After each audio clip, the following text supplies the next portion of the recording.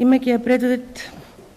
дека ова јавно обвинителство покажа дека е на вистинскиот пат кон ефикасно справување со криминалот што спаѓа во негова надлежност, а со цел во полн капацитет да ја покаже истрајноста во борбата против криминалот и неправдата, бараме новото парламентарно мнозинство да го избрише, измени или укине член 22 од Законот за јавно обвинителство, која ќе овозможи ова јавно обвинителство до крај да ги истражи кривичните дела содржани во доставените разговори од незаконски следени комуникации. Исто така, како и повеќе пати досега, и денес сакам да ја потенцирам и нагласам неопходноста од имплементација на препораките на Венецијанската комисија, како и донесување на измените на Законот за заштитени сведоци, кои значајно ќе влијат на напредокот на предметите кои се водат во ова јавно обвинителство. Сметам дека во периодот од мојот избор како специјален јавен обвинител со својата работа досега ја оправдав довербата која ми беше дадена од граѓаните,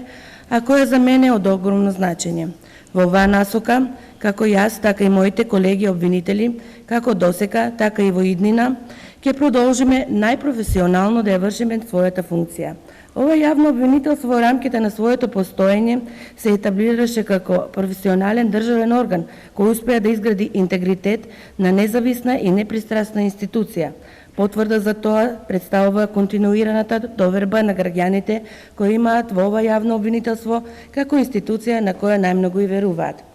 Би сакала да ја информирам јавноста дека во овој момент не ги прислушуваме преостанатите 55% од разговорите кои ги поседуваме, првенствено заради тоа што се уште се во процес на обработка 45% од разговорите, а од друга страна заради тоа што во фокусот на работата е ставен на веќе отворените предмети. Во оваа смисла, во престојниот период ќе продолжи интензивно да се работи на поднесување на обвиненија и отварање нови истраги како резултат на отворените предистражни постапки. Во оваа прилика, а како што повеќе пати досега укажавме, повторно ги повикувам сите субјекти кои поседуваат незаконски следени разговори, истите да ги достават до ова специјално јавно обвинителство. Ова јавно обвинителство и покрај сите предизвици со кои континуирано се соочува, сепак успеа да обезбеди голем број на материјални докази кои го искачуваат постоењето на основано сомневање на највисоко ниво за сторените кривични дела во сите постапки кои досега се отворени од ова јавно обвинителство.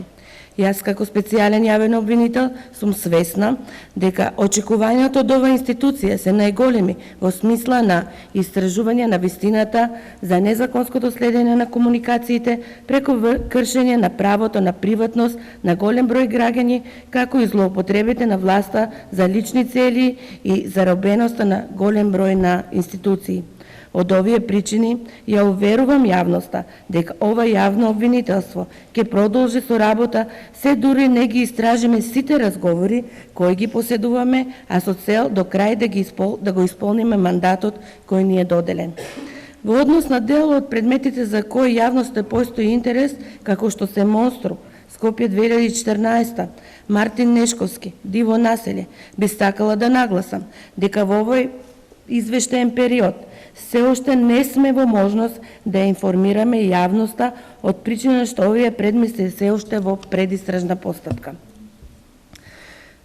Две од денешните истраги кои ќе ги отвориме се финансиски истраги, а едната истрага се однесува на незаконитости во пропишана постапка за градење. Во оваа прилика сакам да нагласам дека истрагата со име Талир